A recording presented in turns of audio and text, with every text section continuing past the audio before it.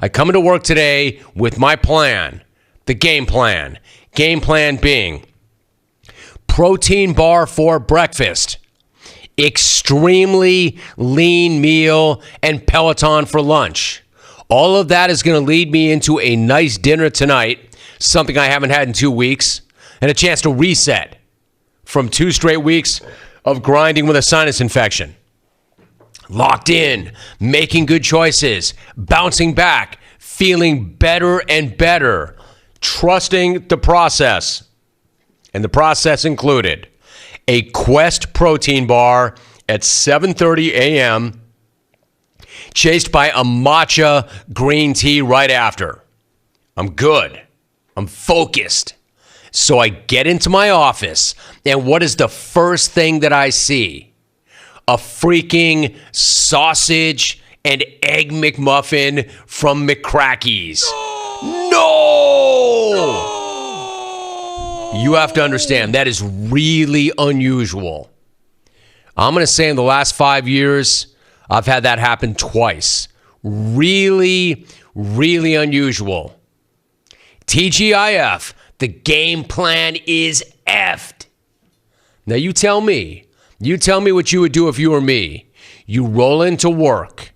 You're at mile 25 of the marathon. You're busted up. Like fatigue makes cowards of us all. Your inhibition is down. Your mind is playing tricks on you. It's telling you you deserve it. You earned it. You've been grinding out 2 straight weeks without a day off. You're sick. But the other side, you're thinking, you got a plan. You got a plan. But I'll be honest, when I was driving in this morning, a little bit late too, because I've been fighting it. A little bit late. I'm thinking to myself, man, I'm sick of that freaking protein bar. Man, I hate that thing. I've been eating that thing every single day. Then I actually thought about ditching the plan, hitting Starbucks. But I was running a little bit late, so I didn't. So I mentally hit reset. I lock back in. I come into the office. I'm ready to grind. Bam! There it is, wrapped in that trademark yellow paper, burning a grease hole right through my desk. A Sausage McMuffin, the king of breakfast sandos, second only to donuts in the all-time power rankings of food. There it is, talking junk to me, taunting me, tempting my weakest impulse. What would you do? What did I do? What would you do? I'll tell you what I did. The same thing you do. Man, I grabbed that thing and I held it over the garbage can. I looked at it. I talked junk to it. And then I unwrapped it, chopped it up, rolled up a George Washington, and hoovered it. Absolutely. Straight crack. And let me tell you something. When that greasy sando hit the bloodstream, to quote that one dude that I once met who told me what it was like to do heroin, I was riding the horse, yo. And I don't mean shared belief. My only regret is that whoever did bring me that sando did not pony up for a second one. As if there's not an epic 2-for-4 deal going on right now. Now, if you're anything like me, and I know you are, because anybody who ever does something like this has the same mindset. Once that hits your bloodstream, you think 2 things. Number 1, this rush feels so amazing, I need to hit it again. Or you think, all right, that might be a terrible choice. Screw it. The day is wrecked.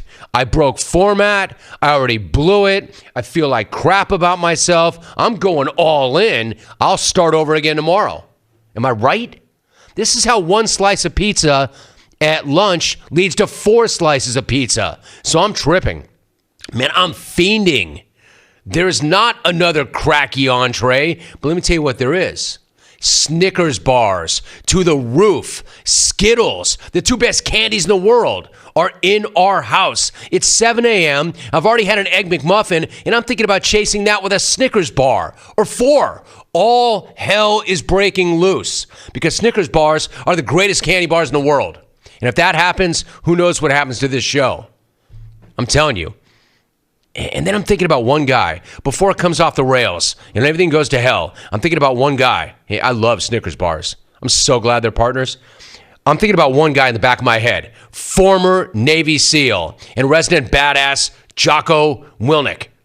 I've been trying to get Jocko on my podcast. He wrote one of the best books I've ever read in my life. The book's called Discipline Equals Freedom. It is a brilliant book. I've read it several times. I'm a huge Jocko fan. 4 days ago, Jocko tweeted this amazing video. He tweeted it. So right before I come off the rails and I make another run to Mickey D's or I go for some candy, I watch the video again, Alvin. Does the alarm clock snooze button crawl across your bed and put itself on your finger in order to hit snooze? Does a donut get out of the box and sneak into your mouth? Does comfort set up an ambush on your way to the gym and open fire and prevent you from going in the gym? No. None of these things happen. Comfort does not ambush you. You ambush yourself. Don't let it happen. Have a good Monday, y'all. Go get some. Out. All right, so I'm thinking about this guy. Does a donut sneak out of the box and put itself in your mouth?